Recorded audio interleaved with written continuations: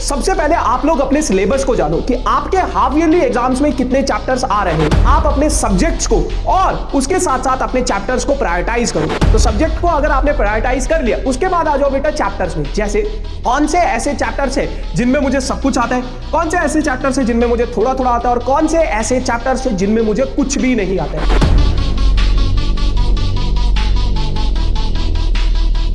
Half yearly exams आने वाले हैं और साथ के साथ आपके मन में बहुत सारे डाउट्स भी होंगे कि यार ये हाफ ईयरली एग्जाम्स का पेपर कितना मुश्किल आएगा। मैंने तो इतना टाइम निकल गया और अभी तक कुछ भी नहीं पढ़ा, मुझे तो कुछ भी नहीं आता है। एंड आपको अपने ऊपर डाउट होने लग रहा होगा कि यार मैं इन हाफ ईयरली एग्जाम्स में पास भी हो पाऊंगा या नहीं। तो हेलो एवरीवन, मेरा नाम है कुलदीप भंडारी और आज के इस सेशन में हम लोग बात करने वाले एक ऐसी स्ट्रेटेजी की जिसको हर साल हजारों बच्चे फॉलो करते हैं और हाफ ईयरली एग्जाम्स में बहुत अच्छा स्कोर करते हैं।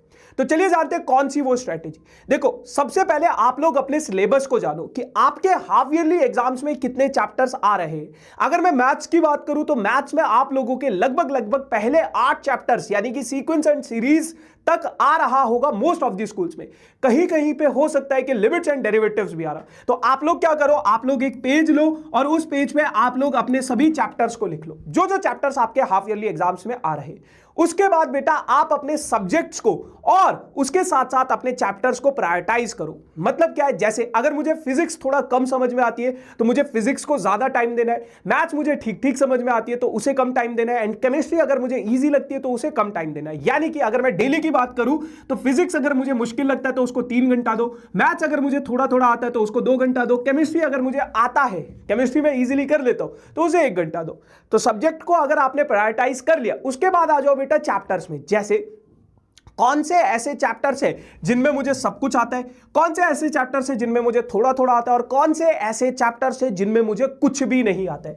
तो बेटा यहां पे जहां पे आपने ये टेबल बनाया था, जहां पे अपने चैप्टर्स लिखे थे, वहां पे आप लिख लो मुझे सब कुछ आता है, मुझे कुछ नहीं आता है और मुझे थोड़ा थोड़ा आता है। यहीं पे इनके आगे इनको मार्क कर लो।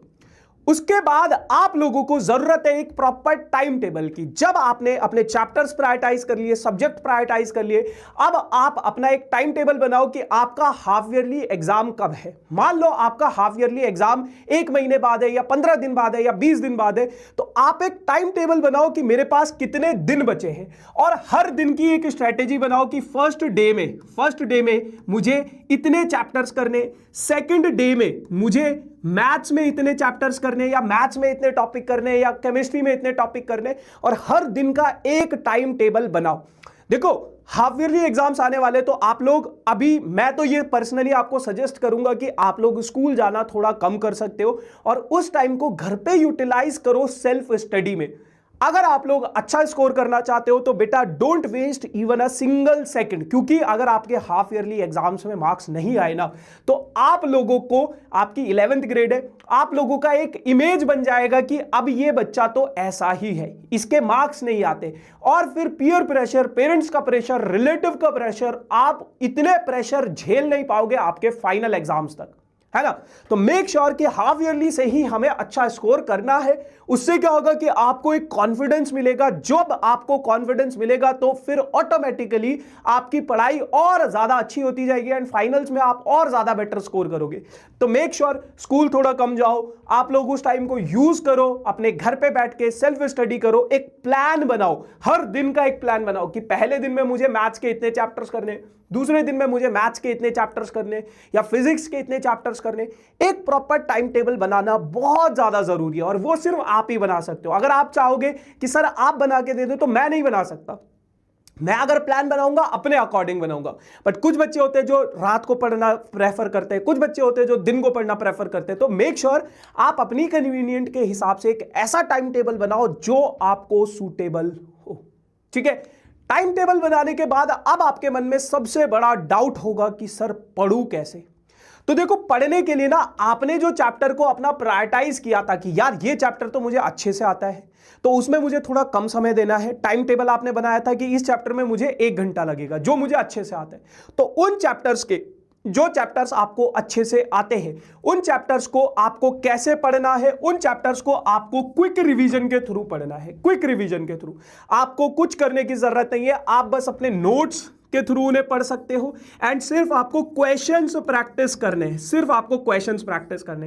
एंड आप लोग हमारे इसी चैनल पे रैपिड रिवीजन नाम की एक सीरीज है, जैसे अगर मैं बात करूं सेट्स की, आप टॉपिक लिखो sets rapid revision by Kuldeep sir, तो आपको रैपिड रिवीजन मिल जाएगा। इसमें क्या है कि ये कंप्लीट चैप्टर हमने 15 से 20 मिनट में खत्म किया है, वो भी मोस्ट इंपॉर्टेंट क्वेश्चंस के साथ। तो आपको मोस्ट इंपॉर्टेंट क्वेश्चंस भी मिल जाएंगे, साथ के साथ आप लोगों को एक कॉन्सेप्चुअल क्लियरिटी भी मिल जाएगी फटाफट इस चैप्टर की। तो जो चैप्टर आपको अच्छे से आते उनमें थोड़ा कम टाइम दो। देखो बहुत सारे लोग कहते हैं कि मुश्किल चैप्टर्स को पहले कर लो, बहुत सारे लोग बोलेंगे इजी चैप्टर को पहले कर लो।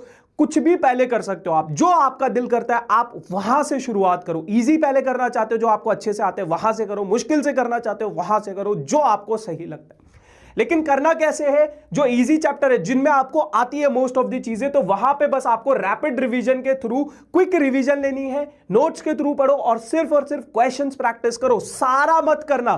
बहुत सारे बच्चे क्या करते हैं, सारा कुछ करना बैठ जाते हैं। नहीं, सिर्फ और सिर्फ इंपॉर्टेंट क्वेश्चंस पता कहां चलेंगे, इस सीरीज में आपको इंपॉर्टेंट क्वेश्चंस पता चल जाएंगे। ठीक है, बाकी आपके स्कूल टीचर्स ने आपको मार्क भी करवाए होंगे एंड वो सारी चीजें भी आप प्रैक्टिस कर सकते हो। उसके अलावा अगर आप लोग और इंपॉर्टेंट क्वेश्चंस देखना चाहते हो तो बेटा इसी चैनल पे हम लोगों ने एक बैकलॉग मैराथन नाम की एक सीरीज निकाली थी, जहां पे आप लोग उन चैप्टर्स के सभी important question with important concepts आप समझ सकते हो। तो आप लोग उन बैकलॉग मैराथन्स को भी पढ़ सकते हो, प्रेफर कर सकते हो इंपॉर्टेंट क्वेश्चंस के लिए।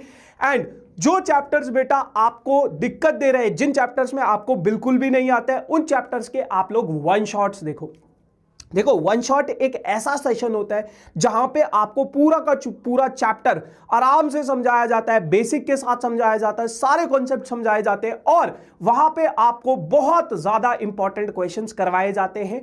एंड जब आप ये वन शॉट सेशन कर लोगे तो इसकी ड्यूरेशन की अगर मैं बात करूं तो 2-3 घंटे से ज्यादा इसकी ड्यूरेशन नहीं होती। आप 1.25 या 1.5x पे इसको देख सकते हो। देखो मैं आपको एक चीज बताना चाहता हूं, आप लोग पहली बार 11th ग्रेड दे रहे हो, लेकिन जो टीचर आपको पढ़ा रहे हैं, चाहे वो कोई भी टीचर हो, कहीं पे भी हो, आप उन टीचर्स पे ट्रस्ट कर सकते हो क्योंकि वो बहुत सालों से 11th पढ़ा रहे हैं। तो उनको पता है कि कौन से क्वेश्चंस इंपॉर्टेंट है, कौन से क्वेश्चंस पूछे जाते हैं एग्जाम में। तो मेक श्योर आप लोग उन पे ट्रस्ट कर सकते हो और सिर्फ इंपॉर्टेंट क्वेश्चंस पे फोकस कर सकते हो। तो ये मैंने आपको बता दिया, जो चैप्टर्स आपको अच्छे से आते हैं रैपिड रिवीजन कर लो। आप और इंपॉर्टेंट क्वेश्चन देखना चाहते हो तो बैकलॉग मैराथन्स देख लो। एंड जो चैप्टर्स आपको बिल्कुल भी नहीं आते उनका आप वन शॉट देखो, अच्छे से प्रिपेयर करो और क्वेश्चंस की प्रैक्टिस करो।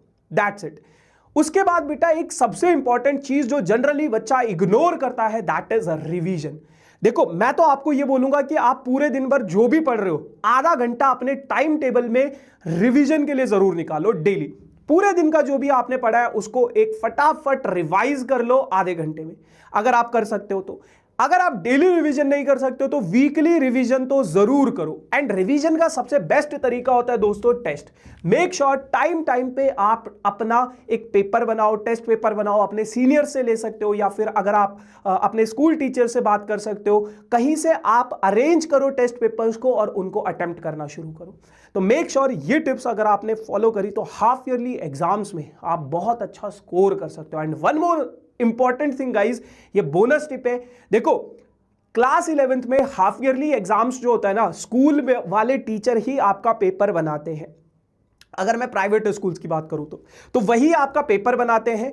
तो मेक श्योर जो क्वेश्चन आपके स्कूल के टीचर ने कराए हैं उन क्वेश्चंस को जरूर अटेम्प्ट करना, क्योंकि वो वही क्वेश्चंस वही टीचर बनाएंगे तो वो क्वेश्चन जरूर देंगे जो आपको पहले करवाए, या फिर किसी टाइम पे उन्होंने बोला होगा कि ये इंपॉर्टेंट कॉन्सेप्ट है, ये इंपॉर्टेंट चीज है, तो आप उनको जरूर फॉलो करना। तो मेक श्योर ये टिप्स आप लोग फॉलो कर लेना। And that's it for this session guys.